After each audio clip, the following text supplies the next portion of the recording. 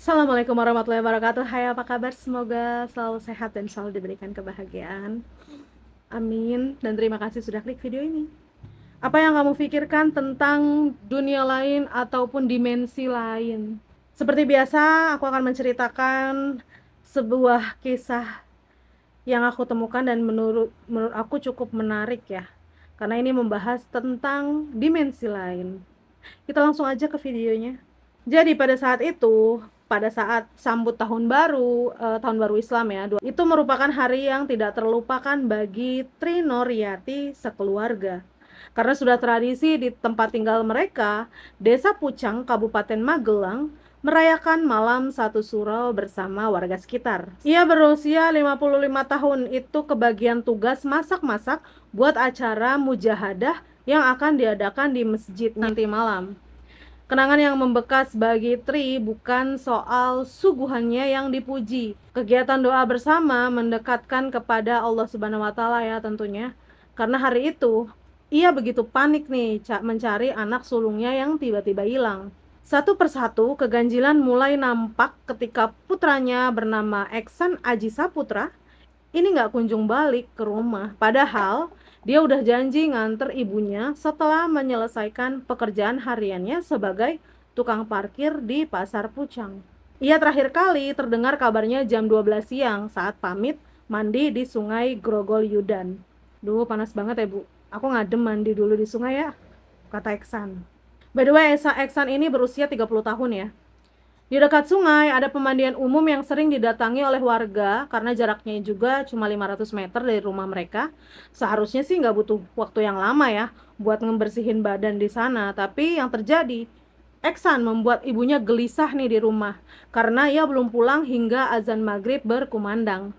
Rencananya Tri itu batal semua. Tetangga lantas melaporkan hanya menemukan pakaian dan juga ponselnya Eksan aja. Sedangkan Eksannya ini nggak ada di sana. Nggak butuh waktu lama kabar hilangnya Eksan segera disebar. Warga, tim SAR, polisi, bahkan Satpol PP hingga relawan berbondong-bondong datang ke lokasi dan ke rumahnya Ibu Tri. Rasanya kayak nggak percaya, masa sih anakku hilang, apalagi di sungai itu. Kan dia udah biasa ke sana, dari kecil malah, kata Ibu Tri. Bapaknya Eksan masuk sungai, ngubek-ngubek air sambil nangis. Apa mungkin Eksan jatuh atau dimakan ular? Masih kata Ibu Tri. Malam itu peserta mujahadah di masjid nggak sebanyak biasanya. Sebagian besar warga memilih ikut mencari Eksan di sekitar sungai Grogol Yudan, tapi sayangnya hasilnya zong. Tim SAR dari kantor Basarnas Semarang yang semula menduga Eksan ini hanyut di sungai, menemukan kejanggalan sebab aliran air sungai hari itu sangatlah kecil. Jadi mustahil kalau menghanyutkan orang dewasa. Warga dan relawan itu menyisir tepian sungai dan daerah sekitarnya hingga radius 3 kilometer. Dan itu pun tidak menemukan petunjuk apapun. Eksan seperti ya udah gitu aja hilang di udara. Berita ini sempat ramai di jagat maya, apalagi setelah Eksan ditemukan. Karena besok malamnya di depan MTS Ma'arif Pucang yang hanya berjarak 500 meter dari lokasi hilangnya Eksan, Eksan ditemukan dalam keadaan lemas, linglung, dan nggak memakai pakaian. Padahal, sejak kemarin, jika Eksan ada di sekitar sana, itu nggak mungkin luput dari pencarian warga yang berkeliling di lokasi itu, karena semuanya itu udah disisir. Tapi dia ditemukan di lokasi tersebut gitu. Karena nih susah ya dijelaskan secara nalar, warga kemudian menduga-duga nih hilangnya Eksan melibatkan fenomena supranatural, yaitu diculik lampor. Dipercaya nih sebagai hantu yang suka menculik orang hingga pindah ke alam lain. Apakah benar Eksan dibawa ke alam gaib? Jadi, Eksan mengaku nih nggak ada yang aneh saat ia melangkah masuk ke kawasan sungai Grogol Yudan. Tapi siang itu, memang nggak ada siapapun selain Eksan sendiri. Selain ia buang air, Eksan sempat juga nih main handphone ya. Lalu ia juga melepas baju untuk berendam. Eksan mesti menuruni 5 anak tangga di dekatnya. Dia jadi turun 5 tangga di dekatnya. Pemandian umum di sana terdiri dari 3 kolam seukuran 3 kali 3 meter. pancuran bilas, dan area duduk yang langsung bersisian dengan sungai. Rimbun bambu menaungi hampir seluruh tempat ini, membuatnya jadi sejuk, dingin, adem gitu ya kan.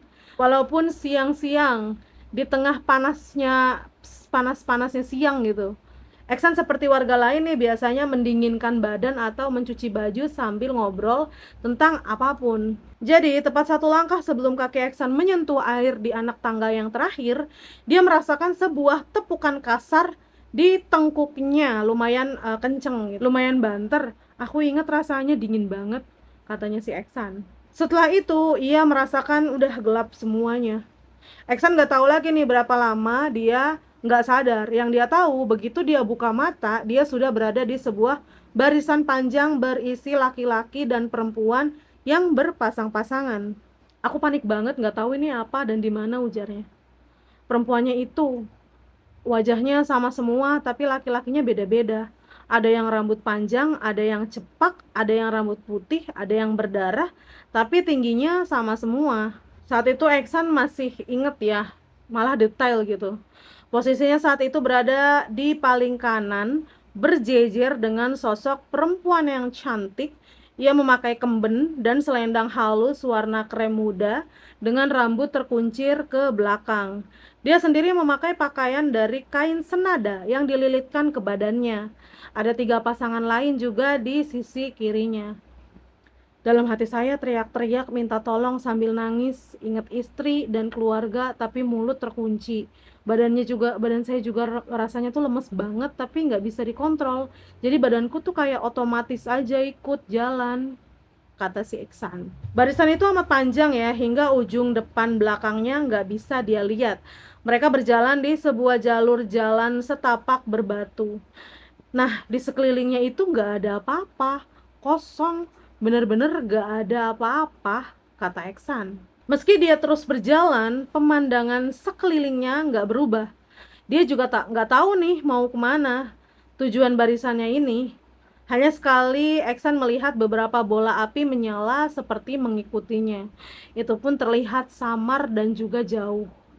Rasanya aku jalan sekitar 2 jam dan itu suasananya temaram gitu, kayak subuh atau maghrib, tapi sebenarnya di sana udaranya sejuk banget, itu kata Eksan. Nyatanya apa? Warga mencari Eksan selama kurang lebih 35 jam sampai dia ditemukan. Kelak ibunya juga bercerita nih bahwa malam itu warga memang mencarinya di sepanjang sungai menggunakan obor sambil melakukan black-blacking, yaitu membunyikan peralatan dapur seperti panci atau wajan dengan memukul-mukul sambil memanggil nama korban di lokasi hilang. Jadi kayak Eksan, Eksan, Eksan, kayak gitu. Karena usaha ini umum dilakukan warga ketika kasus seperti ini terjadi. Aku mikirnya mungkin yang kulihat itu api dari obor orang-orang yang mencari. Tapi karena aku sedang di alam lain, jadi nggak kelihatan. Padahal ya aku di situ, kata Eksan. Bagaimana menurut kalian yang satu itu ceritanya?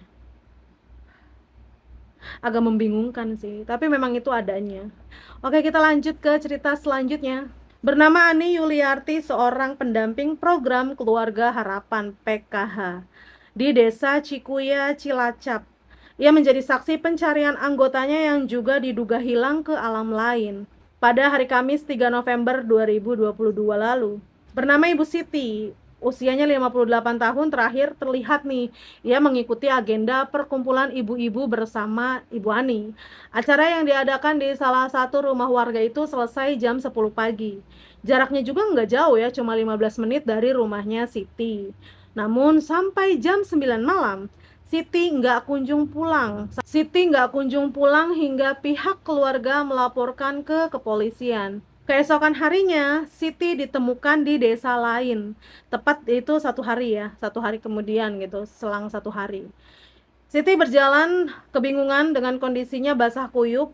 Jarak rumah ke Karangpucung tempatnya ditemukan itu kurang lebih 1,5 jam perjalanan motor. Seperti pencariannya Eksan yang tadi ya, sebelumnya warga juga nggak menemukan petunjuk apapun nih. Siti tuh lenyap gitu aja, tanpa jejak sedikit pun. Ketika ditanyai, dia bilang saat pulang dia tahu-tahu diajak naik bus warna hijau. Di dalamnya isinya itu anak-anak. pakai seragam sekolah semua. Tapi diem aja, nggak ada yang ngomong, kata Siti. Pemandangannya katanya lihat banyak pohon kecombrang, lalu berkelok-kelok masuk hutan, baru diturunkan di entah di mana itu, baru deh dia ketemu warga dan dia minta diantar pulang. Menurut Siti, dia merasa hanya pergi selama 30 menit aja itu nggak lama untuk jangka waktu sepanjang itu. Terbukti Siti juga nggak merasa lapar atau kehausan, padahal dia udah 1 harian hilangnya. Kemana ya itu kira-kira ya? Pernah gak sih kalian? Kalau aku pribadi, aku juga pernah merasakan hal itu kayak percaya nggak percaya sih, dan itu aku merasakan 2 kali. Alhamdulillah sekarang enggak. Nantilah kapan-kapan aku akan menceritakan pengalaman horor pribadi aku sendiri, tapi untuk sekarang tidak. Aku takut. Segitu dulu video aku, semoga terhibur. Ketemu lagi ke video-video selanjutnya. Assalamualaikum warahmatullahi wabarakatuh. Bye.